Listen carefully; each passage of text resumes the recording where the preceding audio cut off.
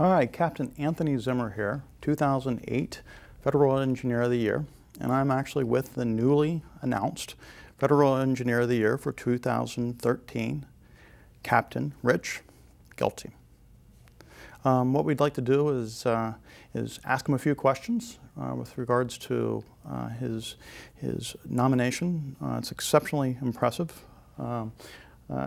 One of the questions that I had is, you've traveled the globe to improve drinking water and implement water safety plans. Can you tell us more about your experience and the engineering role in relation to these travels? Sure. It's been a great experience, and the best part was working with my team members and also our partner organizations, from international organizations like the World Health Organization to ministries of health in various countries to local partners like water utilities. We never approached this work as a series of projects, but rather as capacity building opportunities to work with our partners and get them up to speed on the type of work we do so that they can carry it on after we're gone. We're obviously not going to be in every country in the world, but by building capacity in regional institutions, one of the groups we worked with was the Caribbean Environmental Health Institute, or CAPT, and now they are empowered to carry on this type of work in the region where they work. As far as the engineering role, sometimes it's technical, dealing with things like water quality or water distribution. Sometimes it's more about management or training, so that we ensure that that capacity that I talked about is left behind after we leave.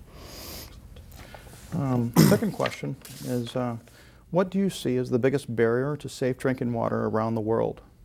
Is it education, resources, or something else?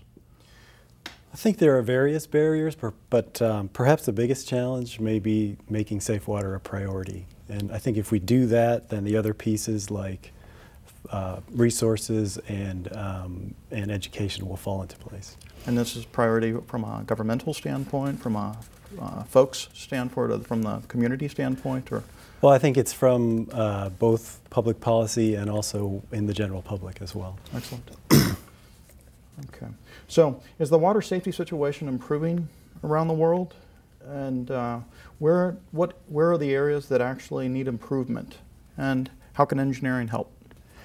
The situation is improving. The world has already met the Millennium Development Goal of having, by 2015, the proportion of the world's population that was without access to improved water sources in 1990. So we have already met that goal. However, the sanitation situation lags behind water, and there are still over 2 billion people in the world without access to improved sanitation. So there still is a lot of work to do.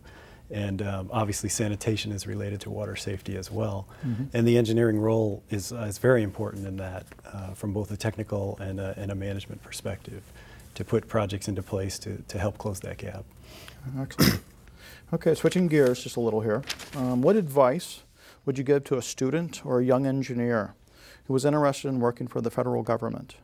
And then what do you think the federal government could or should do to ensure that they get the best and the brightest of the future engineers? I would definitely recommend that students or engineers consider a career in the federal government. There are such a wide variety of opportunities that are available. You can move between different federal agencies or different geographic locations, anywhere from Fairbanks, Alaska to Washington, D.C. Excuse me. I started with the Indian Health Service on the Navajo Nation, and then I moved to the Centers for Disease Control and Prevention in Atlanta. I think what we need to do in the federal government is reach out, plan ahead, and reach out to interested candidates, qualified candidates, so that they know what the process is and that we can get them on board. Excellent. And then, why did you pursue an engineering licensure, and how has that impacted your career? Well, the professional engineer license, as you know, is a standard professional credential for engineers, and so it's important both from the perspective of your own credibility as an engineer, and also to ensure some quality control of the work that we do.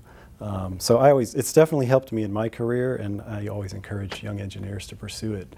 I think in preparing for it, I certainly learned, and in some cases relearned, quite a bit of information and different engineering aspects. Excellent. And then finally, what engineering invention or milestone would you like to see made possible in the next 10 years? What about 25 years? I think in the next 10 years, I would like to see simple sanitation solutions that protect public health and are available to those 2 billion people in the world that don't have access to improved sanitation. And I think that would do a lot to improve public health, and there's definitely an engineering component to that. In 25 years, we'll probably see better and cheaper ways to treat drinking water, whether that's in drinking water treatment plants or even in the home for people that are still hauling water in lower income countries. Excellent. Thank you very much for being with us today. And I guess with that, we'll say thank you and congratulations. Thank you.